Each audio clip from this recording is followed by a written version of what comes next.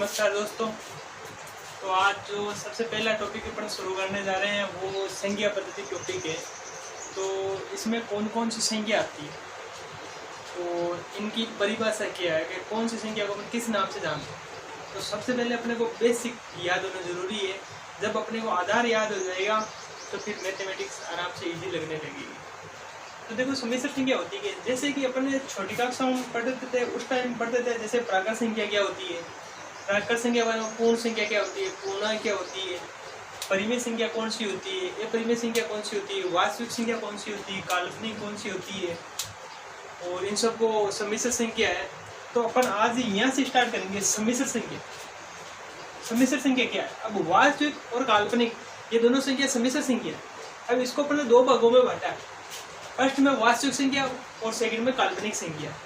तो काल्पनिक संख्या कौन सी होती है जिसके बारे में अपन कल्पना कर सकते हैं?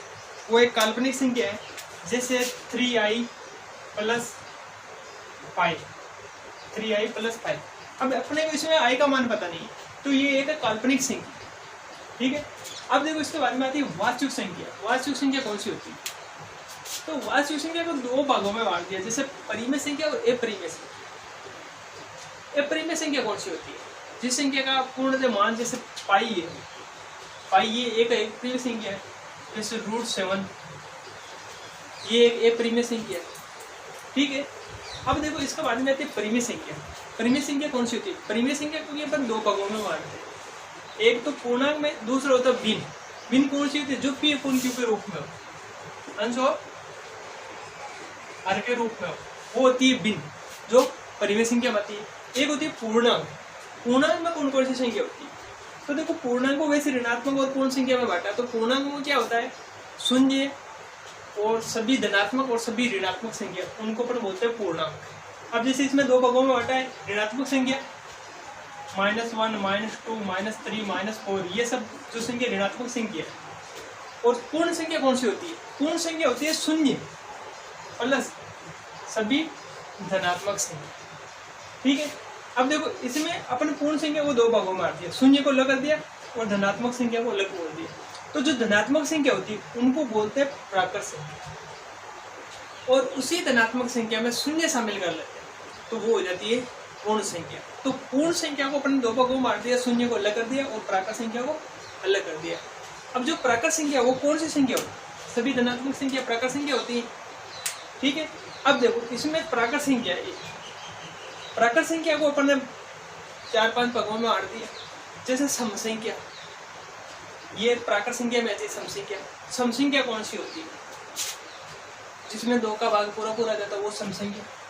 दूसरी विषम संख्या, वो कौन सी संख्या होती है? जिसमें 2 का भाग नहीं जाता वो विषम संख्या। अब देखो अभाज्य संख्या। अभाज्य संख्या कौन सी होती है? जिसमें स्वयं के अलावा और एक के अलावा किसी दूसरी भी संख्या का भाग नहीं जाता वो होती है अभाज्य संख्या। कौन सी होती है अभाज्य संख्या?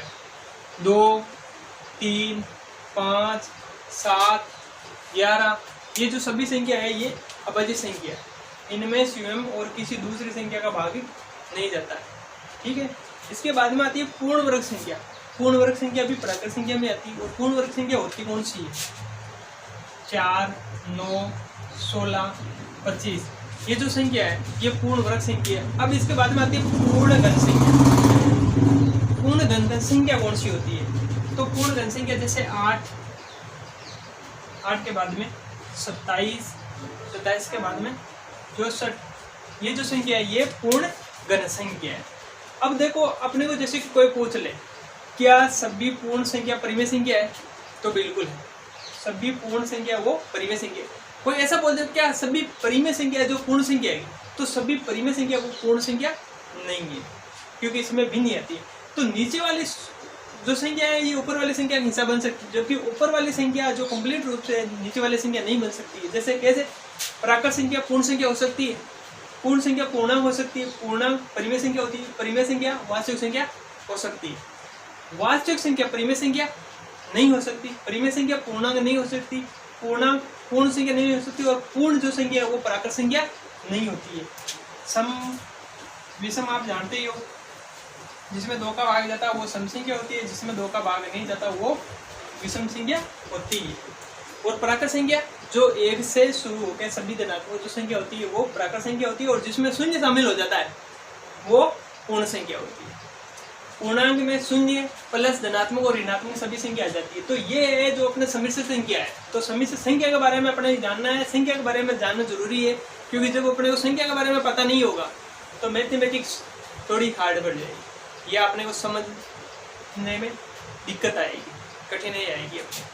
ठीक है, तो ये जो संख्या है इनके बारे में देख लिया अपन ने, कौन कौन सी संख्या होती है, और ये अपन शुरू से पढ़ते आ रहे हैं। प्राकृत संख्या कौन सी होती है, परिमेय संख्या कौन सी होती है, वास्तविक संख्या कौन सी होती है। ठीक है, अब देखो इसके बाद में अब देखो विभाजन का नियम। तो विभाजन का नियम क्या होता है? तो जैसे विभाजन के नियम में 2 का नियम, 4 का नियम और 8 का नियम। जैसे मैं इनको एक साथ भी लिख सकता था, 2 3 4 5 6 7 8 इस प्रकार से भी लिख सकता था। पर देखो इनमें क्या है कि समझने में आसानी रहेगी। जैसे 2 4 और 8 का विभाजन का नियम क्या होता है? जो 2 होता है, 2 का नियम होता है वो इकाई अंक के लिए होता है, 4 का नियम होता है वो दहाई अंक के लिए होता है, और 3 का नियम होता है, 8 का नियम होता है वो सैकड़ा अंक के लिए होता है। जैसे कैसे होता है कि जैसे ये संख्या है, अपने को पूछ लिए कि ये 2 से विभाजित है, तो अगर इस संख्या में पूरे में भाग लगाने से अच्छा है कि अगर अपने को जैसे नियम आता है तो अपन देख लेंगे 2 का जो नियम हो इकाई अंक, अगर इकाई अंक में 2 का भाग जा रहा है तो पूरी संख्या 2 से विभाजित है, तो 2 में 2 का भाग जा रहा है, इसका मतलब पूरी संख्या में 2 का भाग जा रहा है। इसके बाद में आता है 4 का नियम। तो जो 4 का नियम होता है वो दाई अंक मतलब 72, तो 72 में आप भाग लगे देख लो 4 का, अगर 4 का भाग जा रहा है तो पूरी संख्या में भी इसका भाग जा रहा है, पूरी संख्या से विभाजित है। अब जैसे 8 का नियम, 8 का नियम क्या होता है? सैकड़ा अंकों के लिए, ये 3 अंकों में अगर 8 का भाग जा रहा है तो ये संख्या 8 से विभाजित है। तो इनमें सब में 2 का भी जा रहा है, 4 का भी जा रहा है, 8 का भी जा रहा है। अगर किसी संख्या में 8 का भाग जा रहा है तो वो संख्या 4 और 2 से भी विभाजित होगी। ठीक है, इसके बाद में आता है 3 और 9 का नियम। 3 का नियम और 9 का नियम क्या है कि जो संख्या है उसके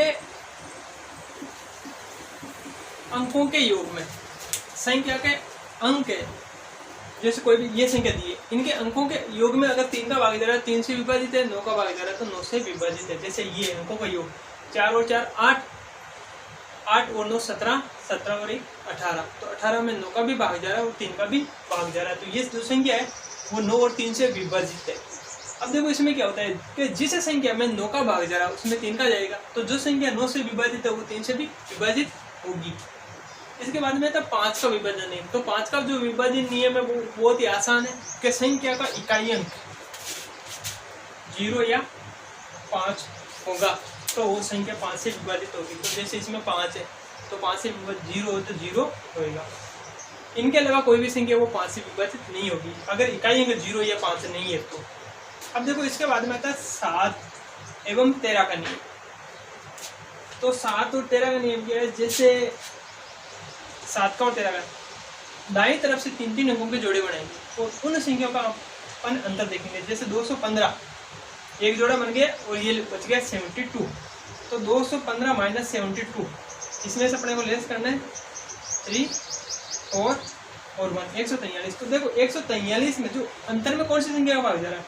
अगर 7 का भाग जा रहा है तो ये संख्या 7 से विभाजित है, अगर 13 का भाग जा रहा है तो 13 से विभाजित है।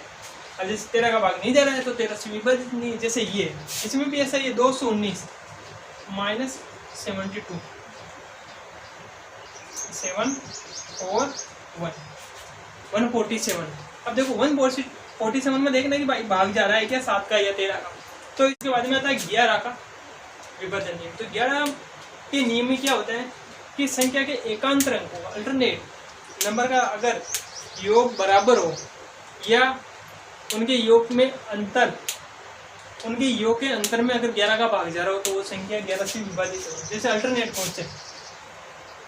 2 और 5 7, 7 और 3 10, 6 और 4 10, दोनों तरफ के अंकों बराबर है इनका योग, तो ये संख्या 11 से विभाजित है। अब जैसे ये देख लो 13 और 8 21, 7 और 3 10 माइनस कितने 11, तो 11 में 11 का भाग जा रहा है तो ये संख्या 11 से विभाजित है। अब देखो इसके बाद में आता है 7, 11, 13 और 37 का विभाजन नियम। इन सब का एक ही नियम है कि इस नियम में क्या होता है कि कोई भी अंक 6 बार लिखने से जो संख्या बनती है, जैसे कोई भी अंक ले लो, मान लिया 3, इसको 6 बार लिख दो, तो इस संख्या में इन सभी संख्या का भाग जा रहा है। कोई भी संख्या हो जो एक अंक जैसे 7 है, 6 बार लिखने से बनती हो, तो वो संख्या इन सभी संख्या से विभाजित होगी। तो ये है अपने विभाजन का नियम। एक नियम छूट गया, कौन सा है? 6 का विभाजन नियम। तो इस नियम में क्या होता है? इस नियम में यह होता है कि जिस संख्या, जैसे संख्या देती है 216, ये संख्या देती है अपनी, तो इस संख्या में 6 का विभाजन का नियम यही है कि जिस संख्या में 2 का और 3 का नियम का पालन हो रहा है, तो वो संख्या 6 से विभाजित हो। अब 2 का कैसे? कि इकाई अंक में 2 का भाग जा रहा है, ठीक। इसके बाद में देखो 3 का, तो 3 का विभाजन नियम क्या है? संख्या अंकों के योग में 6 और 1 7, 7 और 2 8 और 9 में भी 3 का जा रहा है। तो इसका मतलब इस संख्या 2 और 3 के विभाजन का नियम को प्रयोग करती है, इसका मतलब ये संख्या 6 से विभाजित होगी। ये है अपना विभाजन का नियम। प्राकृत संख्या। अब देखो अपन प्राकृत संख्या के बारे में पढ़ेंगे। प्राकृत संख्या, जैसे प्राकृत संख्या अपने को पता है कौन सी होती है? जो 1 से स्टार्ट होने वाली सभी धनात्मक संख्या जो प्राकृत संख्या होती है, जिसमें शून्य और ऋणात्मक संख्या शामिल नहीं होती है। अब ये प्राकृत संख्या होती है, ठीक है। अब अपने को देखना है प्राकृत संख्याओं के अंकों का योग कौन से फॉर्मूले से ज्ञात करते हैं, प्राकृत संख्या के वर्गों का योग कौन से फॉर्मूले से ज्ञात करते हैं, प्राकृत संख्या के घनों का योग कौन से फॉर्मूले से ज्ञात करते हैं, सम संख्याओं का योग, सम संख्याओं, विषम संख्याओं का योग और प्राकृत संख्याओं को औसत, जो एक अलग टॉपिक है, पर इनमें अपने को बता देता हूँ योग और औसत में क्या समानता है। और दोनों फॉर्मूला अपन आसानी से याद कर सकते हैं, क्या समानता है इन दोनों में, क्या इनमें दोनों में अलग है, ठीक है। अब जैसे कि अपने को देते हैं प्राकृत संख्या का योग, प्राकृत संख्या के वर्गों का योग,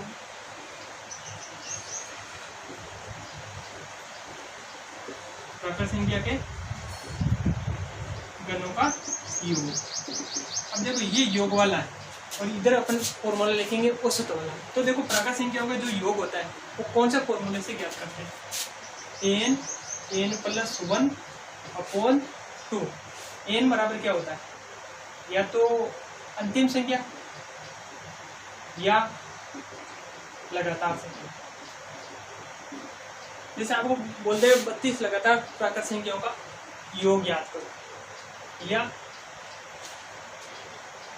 1 2 3 4, ये आपको ऐसे लिख के बता देंगे 1 2 3 4 32 तक संख्या का योग याद करो। तो जो ये फॉर्मूला है ये अपने योग का फॉर्मूला है। अब देखो वर्गों का योग, ये तो प्राकृत संख्याओं का योग था। अब देखो वर्गों का योग का कौन सा फॉर्मूला होता है? n + 1 2n + 1 अपॉन 6 और n बराबर यही है, n बराबर ये फॉर्मूला है। अब देखो प्राकृत संख्या वर्गों का योग है n + 1 2n + 1 अपॉन 6।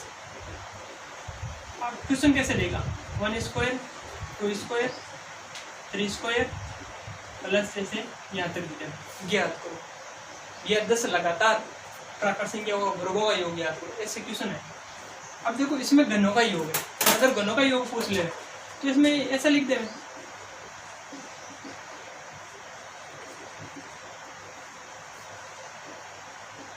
+10 लगातार प्राकृत संख्याओं के घनों का योग याद करो। तो देखो घनों का योग और प्राकृत संख्या का योग ये फॉर्मूला यही लगेगा, पर इसमें क्या है? n + 1 अपॉन 2, इसका आप होल स्क्वायर कर दो। तो ये फॉर्मूला है जो प्राकृत संख्या वो योग, इसका आप होल स्क्वायर करोगे तो ये घनों का योग का फॉर्मूला बनेगा। और जो औसत वाला होता है सेम ऐसा इक्वेशन है कि प्राकृत संख्याओं का औसत ज्ञात करो, 32 तक प्राकृत संख्या को औसत ज्ञात करो। तो उसमें क्या करना है? एक n हटाना है, n + 1 अपॉन 2, ये प्राकृत संख्याओं का औसत का, एक होता है वर्गों का औसत और एक होता है घनों का औसत। तो औसत और योग में इतने फर्क है कि आपको एक n हटाना है। जैसे इसमें n प्लस 1/2 कर दिया। अब देखो वर्गों के औसत वाले में क्या करना है, वर्गों के औसत वाले में इसमें से एक n हटाना है। यो वाला जो फॉर्मूला सेम ऐसा है, केवल एक n कम कर n 2n प्लस 1/6। ये हो गया प्राकृत संख्याओं के वर्गों का औसत। अब देखो इसमें क्या करना है, जैसे प्राकृत संख्याओं के घनों का औसत पूछता है, तो जैसे यही फॉर्मूला है, इस फॉर्मूले में भी एक n कम करना है। कैसे करेंगे, जैसे ये इसका होल स्क्वायर कर दो तो क्या होता है n स्क्वायर, जिसमें से आप n ही रखना है, n प्लस 1 का स्क्वायर अपॉन 4। ये हो गया इसका। अब देखो ये तो हो गया प्राकृत संख्याओं का योग, वर्गों का योग, घनों का योग, प्राकृत संख्याओं का औसत, प्राकृत संख्याओं वर्गों का औसत, प्राकृत संख्याओं घनों का औसत। सेम फॉर्मूले, केवल इसमें औसत में इसमें क्या है, केवल एक n का ही फर्क है। तो ये अपने को ये याद करने का अच्छा ट्रिक है, दोनों की तुलना से ही अपने को ये याद हो गया।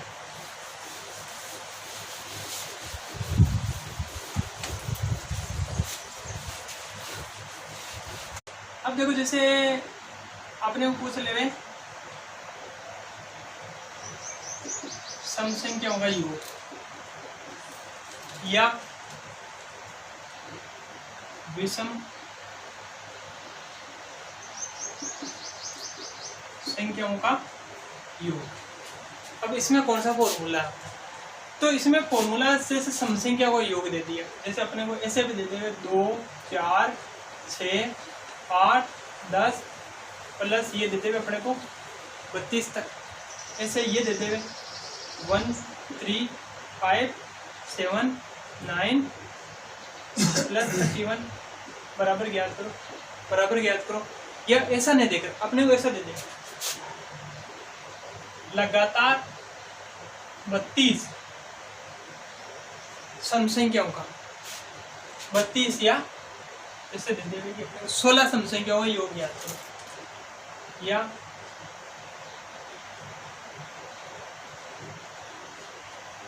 लगातार 16 विषम संख्याओं का योग ज्ञात करो।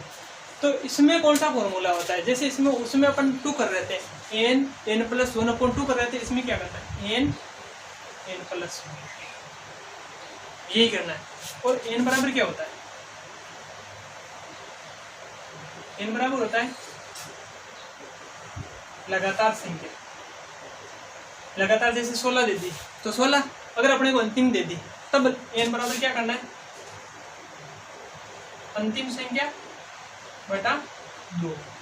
ये n बराबर अंतिम संख्या कौन सी 32 है, तो 32 बटा 2 बराबर कितनी संख्या आएगी, 16 संख्या आएगी।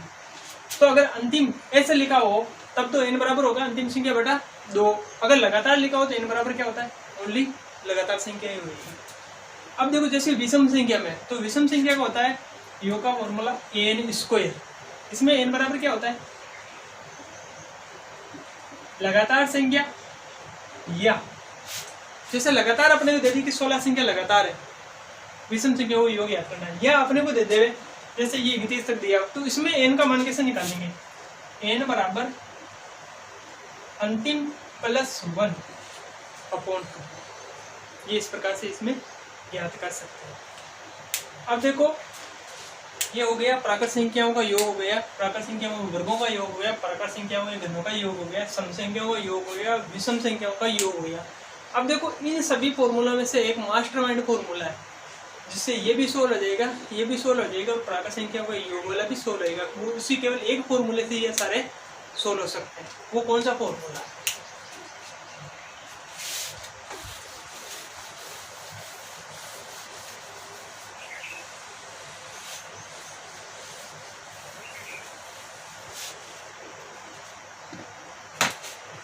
वो संख्या है जैसे प्राकृत संख्या हो योग,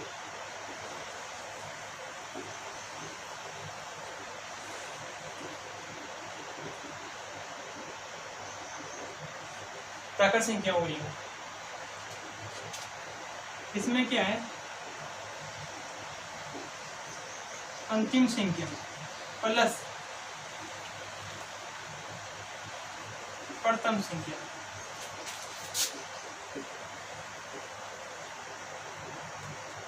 अंतिम संख्या माइनस प्रथम से एक कम प्राकृत संख्या, ये केवल प्राकृत संख्या के लिए। इसमें क्या करना है, 2 का भाग लगाना है, तो ये प्राकृत संख्या के लिए। अब जैसे वो फॉर्मूला है वो केवल शुरू से स्टार्ट होने वाली संख्या के लिए था।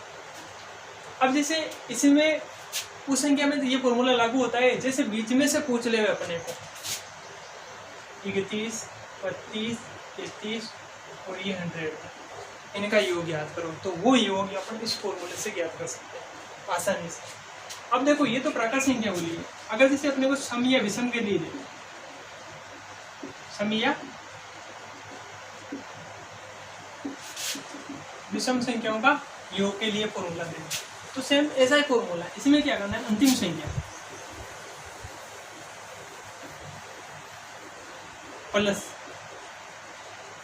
प्रथम सम, सम का लिए देवे तो सम या विषम संख्या, जिसके लिए पूछे आप सम या विषम, एक के लिए पूछोगे अंतिम संख्या माइनस प्रथम से एक कम, कौन सी संख्या, सम या विषम है।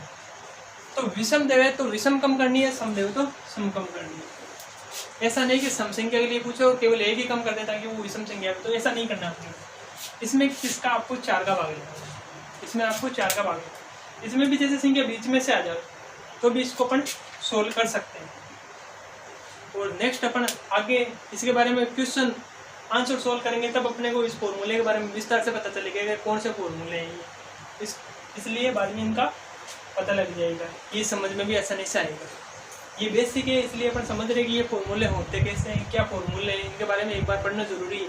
एक डायरेक्ट मैं आपको क्वेश्चन करा रहा हूँ उस टाइम फॉर्मूला लिख रहा हूँ, अगर जैसे आपने अभी पढ़ लिया तो जब मैं क्वेश्चन आंसर सोल्व कराऊंगा उस टाइम आपको दिक्कत नहीं होगी, ठीक है।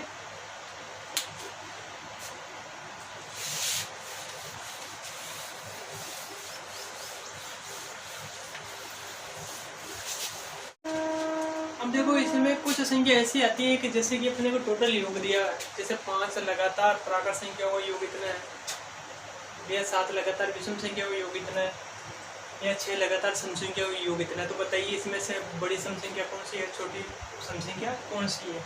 वैसे अपन बेसिक से भी उसको सोल्व कर सकते हैं, n, n+1, n+2, n+3, n+4, n+5, n का मान ज्ञात करके फिर अपन उसको डिवाइड करके पता कर सकते हैं बड़ी संख्या कौन सी है, छोटी संख्या कौन सी है। और वैसे इसका फॉर्मूला भी होता है, जैसे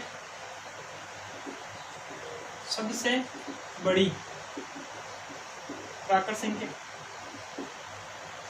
सबसे छोटी प्राकृत संख्या, सबसे बड़ी सम या विषम संख्या, सबसे छोटी सम या विषम संख्या। इसके बारे में देख। अब जैसे इसमें क्या दिया हुआ है, किसी से अपने ये 5 लगातार प्राकृत संख्या योग 330 है, तो बताइए सबसे बड़ी विषम संख्या कौन सी है, सबसे छोटी विषम संख्या कौन सी है, सबसे बड़ी प्राकृत संख्या कौन सी है, सबसे छोटी प्राकृत संख्या कौन सी है। तो जैसे ये दिया हुआ 5 लगातार प्राकृत संख्या योग 330 है, तो बताइए सबसे बड़ी प्राकृत संख्या कौन सी, ठीक है। तो इसमें क्या होता है, बड़ी और छोटी के लिए क्या है, ये योग है, इसको अपन एस से दर्शाते हैं, ये संख्या इसको एन से दर्शाते हैं। तो ये इसमें क्या होता है, s/n, s/n।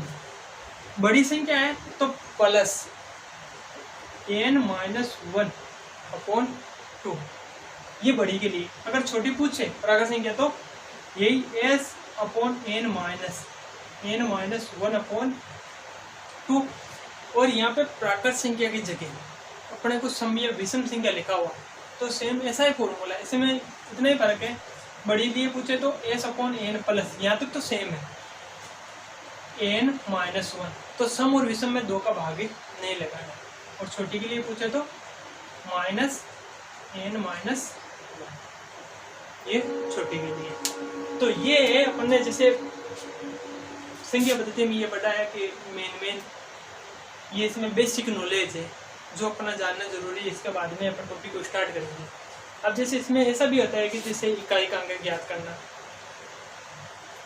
इकाई के अंक घात वाली संख्या का ज्ञात करना, साधारण संख्या का इकाई अंक ज्ञात करना, ये भी इसी टॉपिक में, पर उसमें कोई ऐसी जानने लायक ज़्यादा महत्वपूर्ण नहीं है, इसलिए वो जब टॉपिक अपन क्वेश्चन सॉल्व करेंगे उसी टाइम भी इसके बारे में विस्तार से पढ़ लेंगे। ठीक है, धन्यवाद।